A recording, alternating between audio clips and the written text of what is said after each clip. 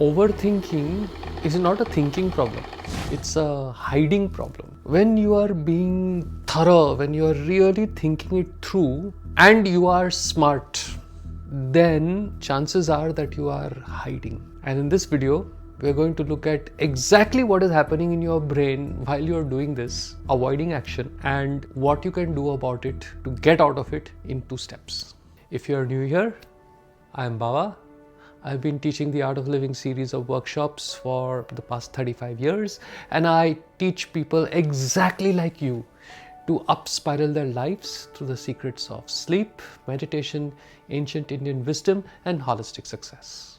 I have a dear friend and he works in one of those big corporate houses, and he is brilliant at what he does. He has tremendous experience, super qualified. And forever he feels that his job is a grind and that he could do so much better if he actually coached people, if he actually helped other people to move through their career ambitions just like he had. And every time I meet him, he says, I'm thinking about it, I'm looking at all the scenarios, I've created some spreadsheets and I just don't want to rush into it. 5 years later, he's still thinking about it. Meanwhile, one of his juniors decided he had had enough of it and he started a coaching career and he's earning much more than his boss is earning now. My friend didn't fail at coaching because he was stupid. Clearly he is not. He failed because he was smart. And he created a case so airtight, so perfect, so thorough for him to wait that he couldn't talk himself out of it. The worst part, he only did it himself with all those spreadsheets and all the AI and everything around him that he had.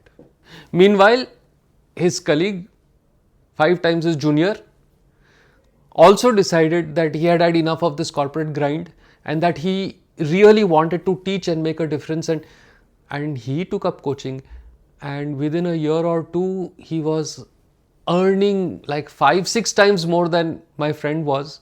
And he was really enjoying what he was doing. If this stung badly, then keep watching, because I'm going to tell you what's going on in your head while you are thinking it through. The technical term for this overthinking is rumination. And there is a huge difference between rumination and careful analysis, because careful analysis will lead to an outcome, will lead to action. Rumination just leads you back to square one. When you are smart, you have so many other scenarios to run through.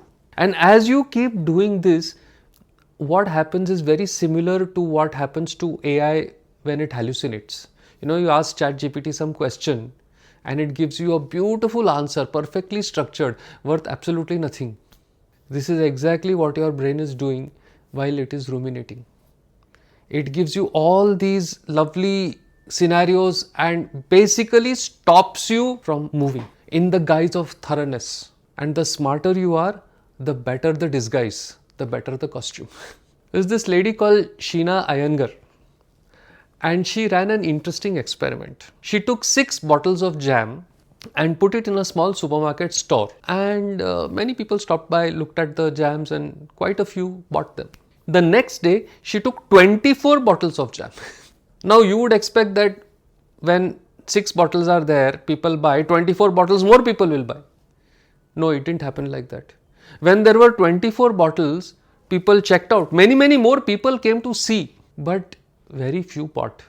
In fact, with 6 bottles of jam, 30% of the people who came to her stall bought. With 24 bottles of jam, guess what? Only 3% bought. 10 times more people bought jam when there were just 6 bottles. Here is the problem with the human brain. When it is given options, when it is given different scenarios, it thinks and compares this with that and gets tired. There is something called decision fatigue.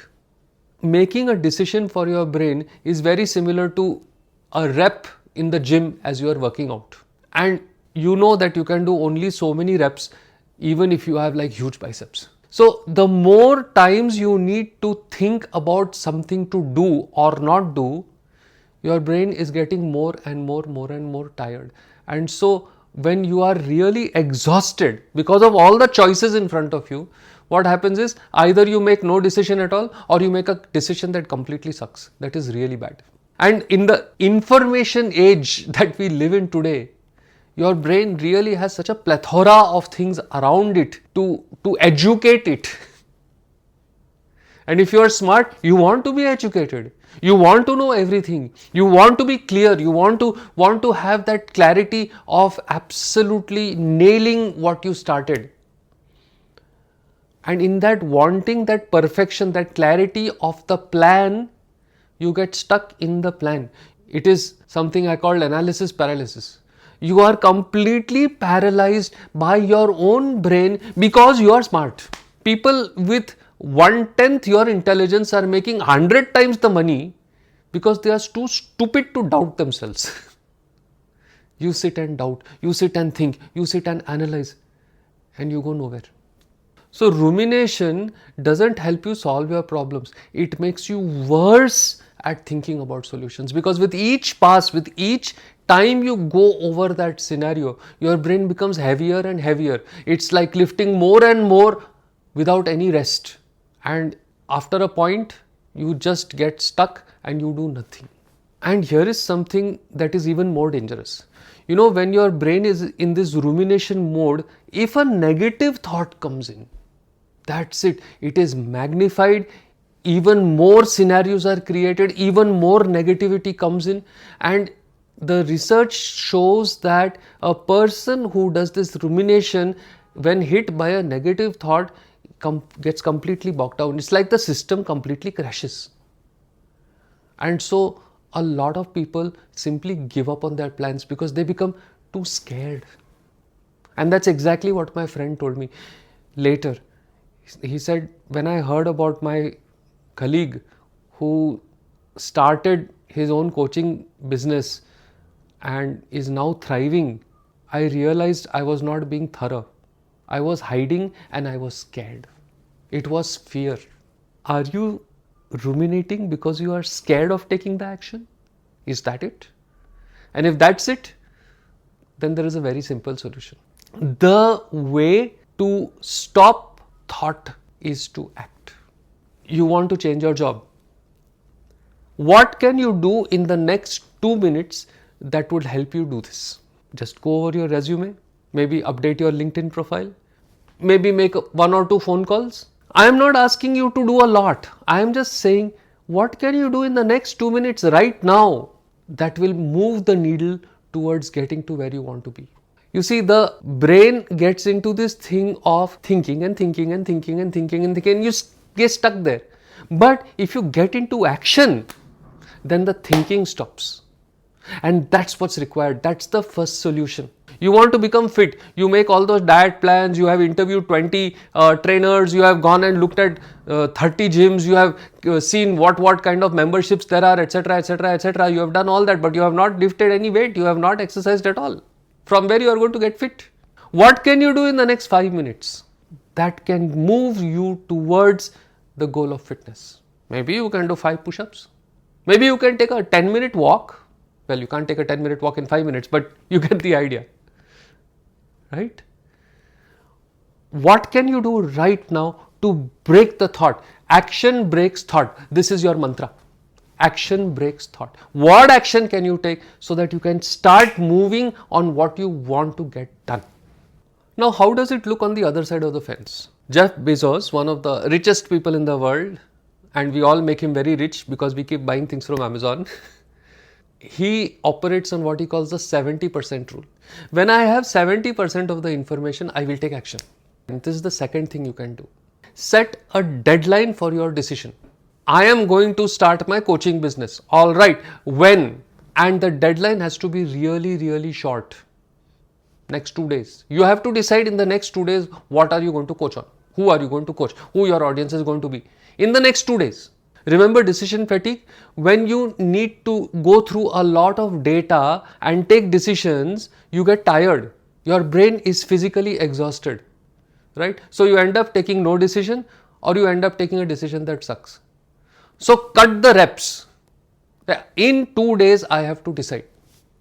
In 2 days, I need to get this going. I have to say yes or no.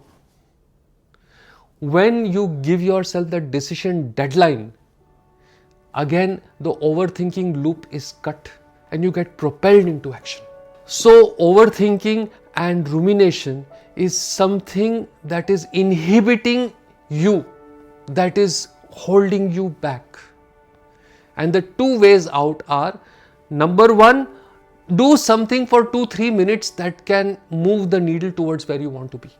Number 2, put a decision deadline. By this time, I will take action. You need to snap out of the mind stuff and get into the physical stuff, into the action stuff. And when you do that, magic starts happening. All the best. I'll see you in the next one.